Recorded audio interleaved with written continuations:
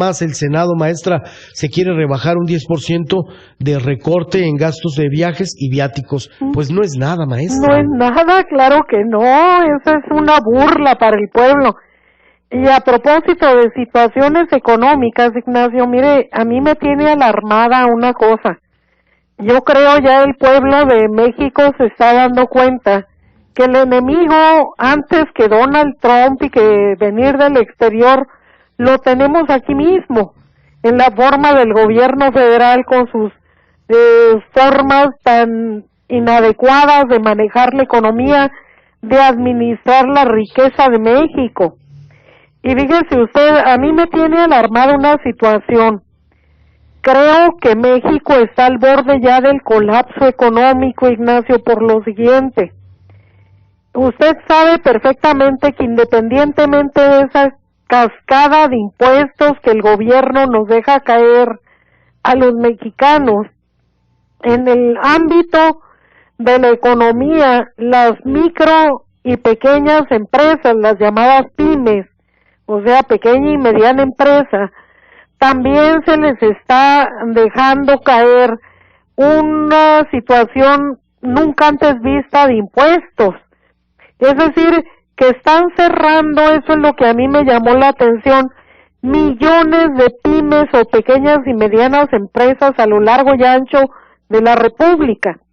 Hay que entender una cosa, Ignacio, el empresario, aunque sea muy pequeño o mediano en su empresa, es una persona valiente que arriesga su capital, arriesga también su energía, su esfuerzo, su capacidad de administración para la empresa, y una persona que crea fuentes de trabajo para los empleados.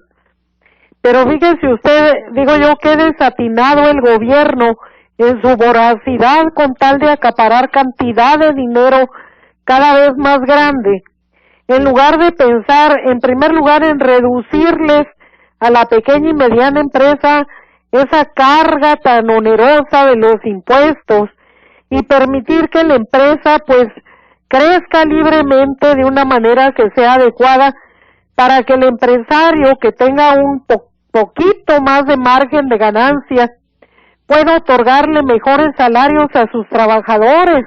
Eso reactivaría la economía, Ignacio, porque el trabajador, al contar con un poquito más de ingreso, tenía más capacidad, pues para poder tener los satisfactores de una vida digna para él y su familia, y no como viven actualmente, en que la familia está pues en una situación tan dura que tiene que trabajar el padre de familia, la madre de familia y hasta los hijos mayores, es decir, una situación muy difícil. Pero al cerrarse ese número de pymes o pequeñas y medianas empresas, a mí me impactó, Ignacio, porque son millones. Eso significa que esa gente, para lograr hacerse vivir, va a incorporarse a la economía informal, y ahí sí la perdería de todo el gobierno, y por lo tanto el progreso para el país.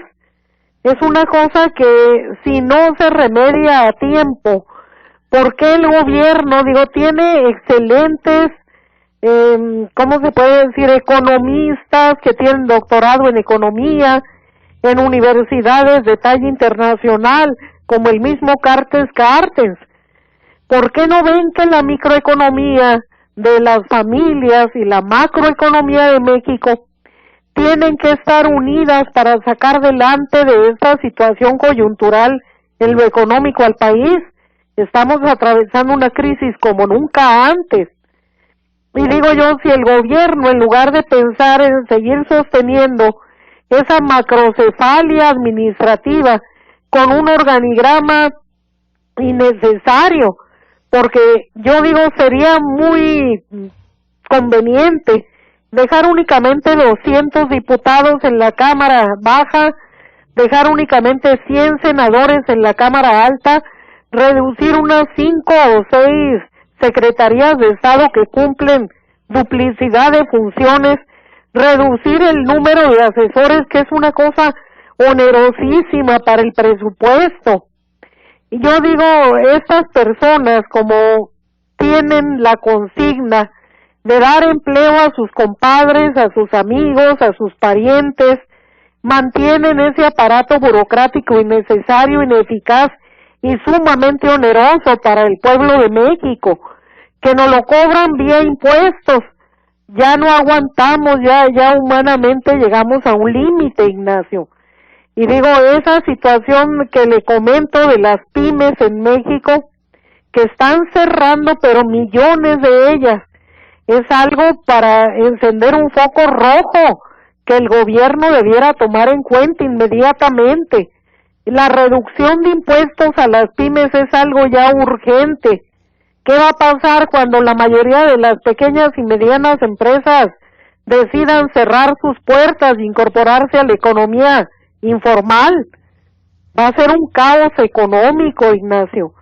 Aunado a lo que usted nos está comentando de Donald Trump, que para mí es un psicópata ese hombre, es un paranoico, un megalómano, le pueden formar el cuadro psicológico.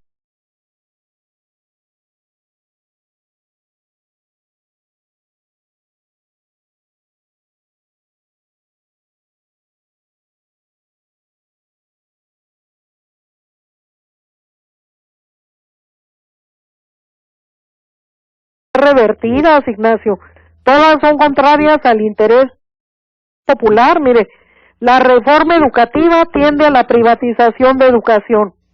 La reforma en la cuestión de salud, ese sistema de salud único que quieren poner, tiende también a convertir en privada la atención médica. Lo de la reforma energética, ya sabíamos que al intervenir en la cuestión energética de México, compañías transnacionales no iban a venir a ver por el interés popular o el bien común de los mexicanos. Ellos vienen como cualquier empresa, a ganar y nada más. Entonces son cosas, Ignacio, que pues tenemos que estar muy atentos, y el gobierno de México ponerse las pilas en atención a que debe privilegiar el interés de los mexicanos sobre el interés de las grandes transnacionales. Y sobre todo, pues que muestre que hay amor patrio, que no hay ese entreguismo. Yo me quedo asombrada, Ignacio, con lo que pasa en México. La riqueza del subsuelo, no me refiero nada más al petróleo, al gas natural o al carbono, me refiero a la riqueza mineral también. Todas las empresas mineras de México operan con un 4 o un 5% de capital mexicano y lo demás es capital extranjero. ¿Y qué pasa? Pues que nos saquean la riqueza mineral de México, se llevan el oro, el cobre, la plata, el platino, todo lo que tiene el subsuelo de México, que es un país tan rico.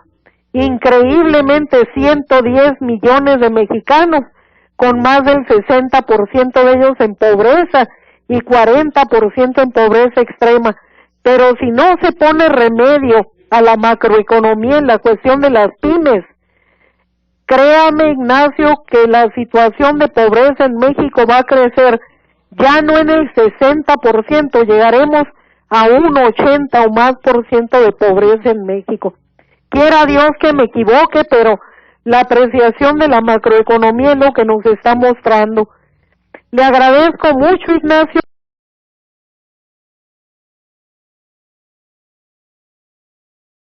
Precipitadas, que no siempre son las mejores, Así Ignacio. Así es, orillando al ama de casa, orillando al obrero, al trabajador, a la gente de bien, la están orillando a tomar decisiones desesperadas. Ojalá y no sea ese el caso, y ojalá y recapaciten. Hasta por conveniencia, a los Estados Unidos no le conviene tener un país convulsionado enseguida de ellos. Claro que Maestra, no. que tenga usted un excelente jueves. Le deseo Muy amable, Ignacio, que tenga el mejor